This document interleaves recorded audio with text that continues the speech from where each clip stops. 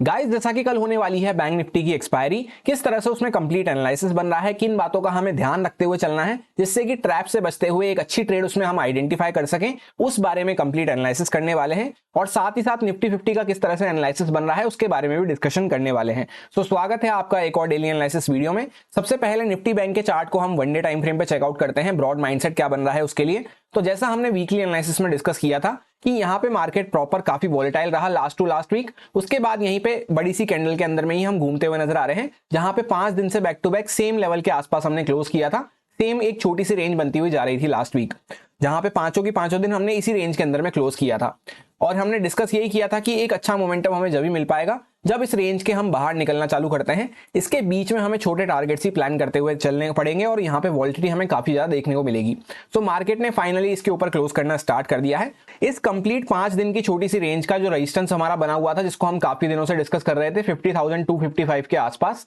इसके ऊपर निकलते ही मार्केट ने 500 के आसपास आज हाई लगाया है। धीरे धीरे करता हुआ मार्केट अपसाइड पर जाता रहा। तो ये जो यहाँ पे लोग बैठे हुए थे, यहाँ पे जो सेलर्स वगैरह बैठे हुए थे, इनकी पोजीशन कवर होना चालू हुई है। अब इंपॉर्टेंट ये हो जाता है कि यहां से जैसा कि मार्केट ने रेंज का ब्रेकआउट करना चालू कर दिया है, तो कल के दिन मार्केट या तो बड़ा सा गैप डाउन नहीं खुलना चाहिए, या फिर इस जो कैंडल का लो लगा हुआ है जो कि एग्जैक्टली हमें 49,900 के आसपास देखने को मिल रहा है, इसके नीचे अब मार्केट नहीं आना चाहिए। या फिर राउंड नंबर लेवल हम 50,000 को भी कंसिडर कर सकते हैं, इसके नीचे अब मार्केट नहीं आना चाहिए। अदरवाइज जिन बायर्स ने ये यहाँ पे ब्रेकआउट करा है, इनकी तरफ से ब्रेकआउट फेलियर हमें देखने को मिल सकता है, जहां पे इनकी पोजीशन भी कवर होना चालू हो सकती है। तो 50,000 के नीचे हम नहीं आने चाहिए और बड़ा सा गैप डाउन नहीं खुलना चाहिए। उस केस में क्या होगा, ये ब्रेकआउट यहाँ पे सस्टेन करता रहेगा,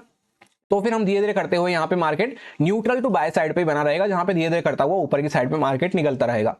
और जब ये बड़ा सा गैप डाउन वगैरह खुल जाता है मार्केट, लेट सपोज कल यहाँ पे, तो बड़ी सी कैंडल के अंदर में हम बने रहेंगे। और अगर नीचे आना चालू करते हैं 50,000 वगैरह के नीचे, ये ब्रेकआउट हमें पूरा फेल होता हुआ नजर आ सकता है।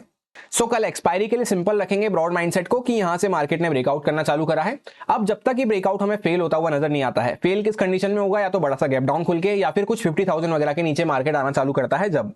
तो जब तक ऐसा नहीं हो रहा है तब तक हमारा mindset neutral to positive side पे रह सकता है, जहां पे कोई भी अच्छी अपॉर्चुनिटी हमें मिलती है, मार्केट थोड़ा रुकता है, वापस से ब्रेकआउट वगैरह कर रहा है, कोई इनसाइड कैंडल वगैरह दिख रही है, वापस से ब्रेकआउट हो रहा है, कोई मार्केट थोड़ा बहुत रीटेस्ट करता है, वापस से ब्रेकआउट कर रहा है, तो इन केस में हम बाइंग साइड पे फोकस रखते हुए चल सकते हैं, जहां पे टारगेट हमें छोटे प्लान करते हुए चलना है। 80 से 100 पॉइंट के आसपास का टारगेट ट्रेल करते हुए एटलीस्ट हम प्लान कर सकते हैं, क्योंकि जहां से ये हमने इंपॉर्टेंट सेलिंग दिखाई थी, इंपॉर्टेंट रेजिस्टेंस के आसपास अब हम पहुंचने वाले हैं। तो यहाँ पे धीरे धीरे करते हुए अगर मार्केट यहाँ पे जाता है तो इस जोन के आसपास हमें रेजिस्टेंस देखने को मिल सकता है। अब हम लोग आ चुके हैं 15 मिनट टाइम फ्रेम पे। ये कुछ लेवल्स वगैरह को हमने डिस्कस किया था और प्लान हमने सिंपल सा ये डिस्कस किया था कि यहाँ पे पूरी रेंज बनती हुई नजर आ रही है। इसका मार्केट यहाँ पे एक छोटी सी रेंज बन रही थी, इसके बाहर अगर मार्केट निकलता है तो यहाँ तक इंपॉर्टेंट रेजिस्टेंस हमें देखने को मिलेगा। फिर यहाँ पे मार्केट थोड़ा सा रुकता है और ब्रेकआउट वगैरह करता है, तब धीरे धीरे करता हुआ मार्केट ऊपर की साइड पे निकलता रहेगा, जहां पे जितना ये रेंज की लेंथ हमें देखने को मिल रही है, आने वाले 2 से 3 दिनों में मार्केट इतना टारगेट हमें दे सकता है। तो एक बार चेकआउट कर लेते हैं कि कितना टारगेट हमें मिल सकता है, जैसा कि मार्केट ने ब्रेकआउट करना चालू करा है।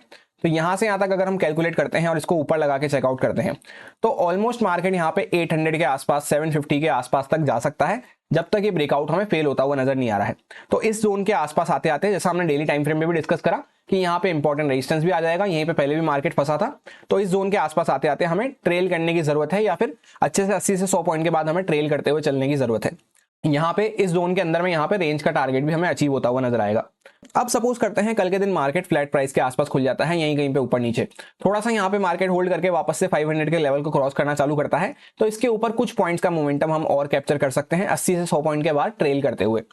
अगर डायरेक्टली मार्केट गैप अप खुल जाता है तो उस केस में क्या होगा, आज के दिन मार्केट गैप अप खुल के थोड़ा सा नीचे आया, क्लोजिंग प्राइस के आसपास सपोर्ट लेके वापस से ऊपर जाता हुआ नजर आया और धीरे धीरे करता हुआ ऊपर निकल गया, तो ये प्रोबेबिलिटी रिपीट होने के चांसेस काफी कम हो जाते हैं। तो अगर मार्केट गैप अप खुल के नीचे आ रहा है और क्लोजिंग प्राइस के आसपास सपोर्ट ले रहा है, तो हमें यहाँ पे बाय नहीं करना है। गैप अप के केस में बाकी किसी प्रोबेबिलिटी के लिए हम काम करते हुए चल सकते हैं, जैसे मार्केट गैप अप खुला, कंटिन्यू ऊपर निकलता हो जा रहा है, तो थोड़ा ऊपर जाने के बाद अगर सेलिंग वगैरह में आता है तो कुछ प्रॉफिट बुकिंग के लिए हम कुछ पॉइंट्स कैप्चर कर सकते हैं। या फिर मार्केट फर्स्ट टिक के साथ तुरंत नीचे आ रहा है, तो यहाँ पे क्लोजिंग प्राइस के आसपास थोड़ा सा होल्ड करके अगर वापस से ब्रेकडाउन वगैरह करता है सेकंड हाफ में, तो उसके लिए हम कुछ प्लान करते हुए चल सकते हैं। कुल मिला के बस इस सेम प्रोबेबिलिटी के लिए हमें यहाँ पे काम नहीं करना है कि मार्केट गैप अप भी खुलेगा, फिर क्लोजिंग प्राइस के आसपास सपोर्ट भी लेगा, वापस धीरे धीरे करता हुआ ऊपर जाएगा। तो क्लोजिंग प्राइस के आसपास मैं इस तरह की कंडीशन में बाय करने में इंटरेस्टेड नहीं हूं। अब सपोज करते हैं मार्केट कोई गैप डाउन वगैरह खुल जाता है, तो फिर ये जो यहाँ पे बायर्स आते हुए नजर आए, इनकी पोजीशन खतरे में आ सकती है, क्योंकि यहाँ पे बायर्स बैठे हुए नजर आ रहे हैं और सेलर्स हमें थोड़े बहुत ही देखने को मिल रहे हैं, क्योंकि यहाँ से मार्केट ने रेंज का ब्रेकआउट करना चालू करा तो सेलर्स ने निकलना चालू कर दिया होगा। जो भी थोड़े बहुत सेलर्स बैठे होंगे वो यहाँ तक मार्केट पहुंचते पहुंचते निकल जाएंगे।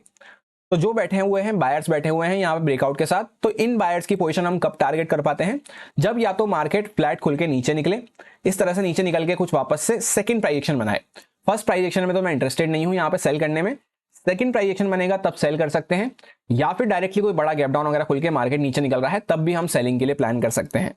और जैसा कि कल होने वाली है एक्सपायरी, तो एक्सपायरी डे पे एक तो राउंड नंबर लेवल और दूसरा ऑप्शन सेलर्स की पोजीशन काफी इंपॉर्टेंट हो जाती है। अभी जैसा मार्केट ने 500 के आसपास यहाँ पे क्लोज किया है, जहां पे मार्केट ने हल्का सा एंड के टाइम पे लास्ट के 1 मिनट में स्पाइक लगा के 500 के ऊपर गया पर वापस से नीचे आके क्लोज कर दिया है। तो बेस्ट हमारे लिए वैसा रहेगा कि मार्केट यहीं कहीं पे ओपन होता है इसी जोन में और थोड़ी देर यहाँ पे सस्टेन करता है। उसके बाद अगर मार्केट 11-12 बजे के बाद यहाँ से कुछ इस तरह से होल्ड करके फिर ब्रेकआउट करता है, तो यहाँ पे जो बचे कुछ और कॉल राइटर्स वगैरह बैठे होंगे उनकी पोजीशन ट्रैप होती हुई नजर आ सकती है, या वो यहाँ से प्रॉफिट बुक करते हैं, एग्जिट लेते हैं, तो एक मोमेंटम हमें मिल सकता है जहां पे 200-300 पॉइंट के आसपास का मोमेंटम हम प्लान करते हुए चल सकते हैं, जिसको भी हमें ट्रेल करना है 80 से 100 पॉइंट के बाद, जैसा हमने इनिशियली डिस्कस करा। दूसरा बेस्ट मोमेंटम हमें जब मिल सकता है कि मार्केट डायरेक्टली कुछ गैप डाउन खुले, गैप डाउन के बाद नीचे का कुछ प्राइस एक्शन बनाना चालू करता है, तो ये सारे जो यहाँ पे बायर्स बैठे हैं ये भी सेल करना चालू करेंगे, प्रॉफिट बुक करना चालू करेंगे या स्टॉप लॉस पे कट डाउन करना चालू करेंगे। तो फिर यहाँ पे एक तेजी से सेलिंग हमें देखने को मिल सकती है, जहां पे ये ब्रेकआउट हमें फेल होता हुआ नजर आएगा। तो ब्रेकआउट फेलियर के केस में या तो अच्छा मोमेंटम मिल सकता है, या फिर मार्केट कंटिन्यूएशन में थोड़ा सा होल्ड करके नए स्टॉप लॉस क्रिएट करके फिर अगर ब्रेकआउट करता है तब कंटिन्यूएशन में मोमेंटम मिल सकता है। बाकी कोई भी केस में अगर प्लान करना हो तो छोटी मोटी स्कैल्पिंग करते हुए चलना है,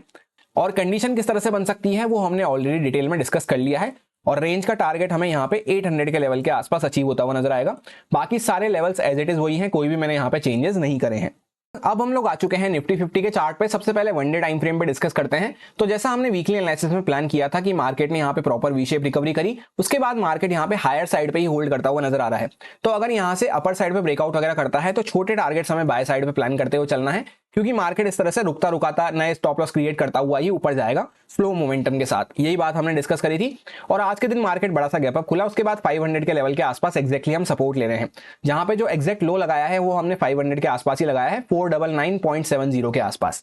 तो अगर मार्केट वापस से 500 के लेवल के नीचे आता है तब यहाँ पे तेजी से एक सेलिंग हमें देखने को मिल सकती है, एक प्रॉफिट बुकिंग देखने को मिल सकती है, जहां पे जो भी ये बायर्स वगैरह होल्ड करके बैठे हुए हैं इनको अभी तक कोई भी खतरा नहीं बढ़ा है। यहाँ पे भी होल्ड कर रहा था तब भी जो लोग बैठे होंगे वो बैठे होंगे, उसके बाद मार्केट धीरे धीरे करता हुआ ऊपर निकलता हुआ जा रहा है, गैप अप खुलता हुआ। तो अगर डायरेक्टली कुछ गैप डाउन खुलता है 500 वगैरह के नीचे आता है तब यहाँ पे एक सेलिंग का प्रेशर बन सकता है। उस केस में क्या होगा, बायर्स वगैरह प्रॉफिट बुक कर सकते हैं, स्टॉप लॉस कट कर सकते हैं, तो वहां पे एक मोमेंटम मिल सकता है।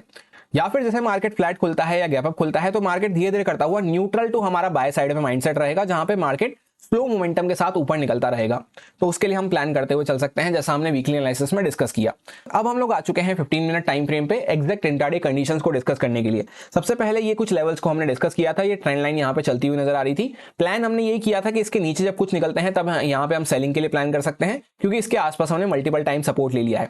गैप अप के केस में हमने यही प्लान किया था कि मार्केट अगर गैप अप खुलता है 500 वगैरह के आसपास तो यहाँ पे थोड़ा बहुत नीचे आके वापस से ऊपर जा सकता है।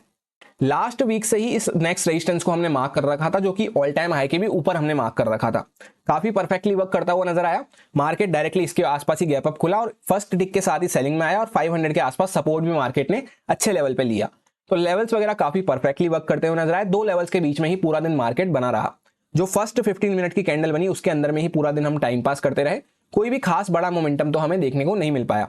और यही बात हमने वीकली एनालिसिस में डिस्कस करी थी कि मार्केट अगर ऊपर जाता है तो धीरे धीरे रुकता रुकाता ही इस तरह से यहाँ पे स्टॉप लॉस क्रिएट करता हुआ ही जाएगा। अब कल के लिए हमारे लिए सिंपल हो जाता है, जैसा रेजिस्टेंस मार्केट ने हमारे एक्यूरेट लेवल पे ले रखा है तो यहीं पे मार्केट इसी जोन के अंदर में ओपन हो जाता है, तो प्रॉपर एक रेंज हमें देखने को मिल रही है, जहां पे एंड के टाइम पे ये जो मोमेंटम हुआ तो यहाँ पे जो बचे कुछ सेलर्स होंगे वो भी एग्जिट कर गए होंगे। जो थोड़े बहुत सेलर्स होंगे उनके स्टॉप लॉस अब इसके ऊपर ही मार्केट को मिलने वाले हैं। तो यहाँ पे मार्केट फ्लैट खुलता है, उसके बाद थोड़ी देर यहाँ पे रुकता है, जिससे कि और स्टॉप लॉस वगैरह यहाँ पे क्रिएट हो जाए और सेलर्स को होप मिल जाए। उसके बाद अगर कुछ ब्रेकआउट हो रहा है तो हम छोटा सा स्टॉप लॉस डाल के बाइंग साइड पे छोटे मोमेंटम कैप्चर करते हुए चल सकते हैं। यानी कि जब तक यहाँ पे बायर्स की पोजीशन में खतरा नहीं बढ़ता है, इनके स्टॉप लॉस मार्केट टारगेट नहीं करता है, तब तक हमारा न्यूट्रल टू बाय साइड पे माइंडसेट रहेगा। जहां पे कोई भी अच्छी बाय साइड की अपॉर्चुनिटी मिलती है तो छोटे टारगेट्स अच्छे से छोटे स्टॉप लॉस डाल के हम प्लान कर सकते हैं। डायरेक्टली अगर मार्केट गैप अप खुल जाएगा तो गैप अप में क्या होगा कि आज के दिन मार्केट गैप अप खुल के नीचे आया, क्लोजिंग प्राइस के पहले से ही वापस ऊपर टर्न हो गया और फिर साइडवेज हो गया, तो इस प्रोबेबिलिटी के लिए तो मैं पर्सनली प्लान करने में इंटरेस्टेड नहीं हूं। इसके अलावा मार्केट जैसे डायरेक्टली गैप अप खुल के नीचे आ रहा है क्लोजिंग प्राइस वगैरह के आसपास आता है, थोड़ा यहाँ पे सपोर्ट लेके फिर अगर वापस से ब्रेकडाउन कर रहा है क्लोजिंग प्राइस को, तो हम यहाँ पे सेलिंग के लिए प्लान करते हुए चल सकते हैं। या फिर डायरेक्टली मार्केट गैप अप खुल के अगर ऊपर निकलता हुआ जा रहा है तो हम थोड़ा ऊपर जाके वापस से यहाँ पे सेलिंग के लिए कुछ प्रॉफिट बुकिंग के लिए प्लान कर सकते हैं। क्योंकि ऐसा इसलिए है कि अपर साइड पे ज्यादा स्टॉप लॉस वगैरह तो वैसे भी हमें देखने को नहीं मिल रहे हैं, डायरेक्टली गैप अप खुलेगा तो उस केस में क्या होगा, यहाँ पे ये बायर्स को ऑलरेडी प्रॉफिट चल रहा होगा, तो यहाँ से अगर थोड़ा बहुत ऊपर जाके मार्केट में प्रॉफिट बुकिंग आती है बायर्स की तरफ से तो कुछ पॉइंट्स हम सेलिंग में कैप्चर कर सकते हैं। या फिर इमीडिएटली भी मार्केट नीचे निकलेगा तो भी ये बायर्स यहाँ पे कट डाउन करना चालू करेंगे जो होल्ड करके गए होंगे, तो यहाँ पे थोड़ी सी प्रॉफिट बुकिंग एक्सटेंड हो सकती है, तो उस केस में हम कुछ सेलिंग के लिए प्लान करते हुए चल सकते हैं। डायरेक्टली अगर मार्केट गैप डाउन खुल जाता है और 500 के नीचे हम कुछ जाना चालू करते हैं, इस स्विंग वगैरह के नीचे कुछ जाना चालू करते हैं, तो भी यहाँ पे जो बायर्स वगैरह बैठे हैं ये अपनी पोजीशन कट डाउन करेंगे, तो हम सेलिंग के लिए कुछ प्लान कर सकते हैं। और जैसा यहाँ पे प्रॉपर एक रेंज बनती हुई नजर आ रही है, तो जितना ही रेंज की लेंथ है इतना टारगेट ऊपर की साइड पे अगर मार्केट सही लेवल पे खुल के ब्रेकआउट वगैरह कर रहा है तो इतना है टारगेट नीचे की साइड पे अगर मार्केट यहाँ से ब्रेकडाउन वगैरह करता है, तो ऐसा हम प्लान करते हुए चल सकते हैं। ये सारे कुछ इंपॉर्टेंट लेवल्स और ट्रेंड लाइंस रहेंगे। नीचे के लेवल्स और ट्रेंड लाइंस को मैंने बिल्कुल भी चेंज नहीं किया है। अपर साइड पे यहाँ पे एक लेवल हमें देखने को मिल सकता है रेजिस्टेंस का, जो कि 650 से लेकर 680 के जोन में निकल के आएगा। तो यहां तक के लिए अगर मार्केट सही लेवल के आसपास ओपन होकर अच्छे से स्टॉप लॉस वगैरह क्रिएट करके अगर ब्रेकआउट करता है तो हम यहाँ पे धीरे धीरे करते हुए यहां तक के लिए इस जोन के आसपास तक के लिए प्लान करते हुए चल सकते हैं। सिंपल सा एक लाइन में प्लान यही रहेगा दोनों इंडेक्सेस के लिए कि मार्केट ने यहाँ पे अपर साइड पे निकलना चालू करा है, रेंज वगैरह के बाहर आना मार्केट ने चालू करा है, तो जब तक ये ब्रेकआउट यहाँ पे फेल नहीं होता है, जब तक ये बायर्स की पोजीशन में खतरा नहीं बढ़ता है, तब तक हम यहाँ पे न्यूट्रल टू बाय साइड पे काम करते हुए चल सकते हैं। न्यूट्रल इसलिए क्योंकि यहाँ पे जैसे मार्केट पहले स्टॉप लॉस क्रिएट करेगा फिर ही यहाँ पे मार्केट ऊपर जा पाएगा। बैंक निफ्टी में भी एक्सपायरी है, एक अच्छा कंटिन्यू मोमेंटम चलता हुआ जा रहा है, तो उसी फेवर में अगर मोमेंटम मिलता है तो ज्यादा दूर नहीं जा पाता है मार्केट, तो अच्छा वो हो जाता है कि मार्केट थोड़ा स्टॉप लॉस वगैरह क्रिएट करे, उसके बाद अगर ऊपर निकलना चालू करता है तब हम अच्छे से प्लान करते हुए चल सकते हैं। यही मेरा सिंपल सा एनालिसिस बन रहा था जो काफी डिटेल में आपके साथ शेयर किया है दोनों इंडेक्सेस में, प्योरली एजुकेशन एक्सपीरियंस पर्पज से, प्योरली लर्निंग पर्पज से। अगर आपको अच्छा लगता है तो आप इसको यूज में ले सकते हैं अपने रिस्क पे, अपने प्रॉपर रिस्क मैनेजमेंट को फॉलो करते हुए, अच्छे से स्टॉप लॉसेस वगैरह को फॉलो करते हुए। Happy bank Nifty expiry, thank you.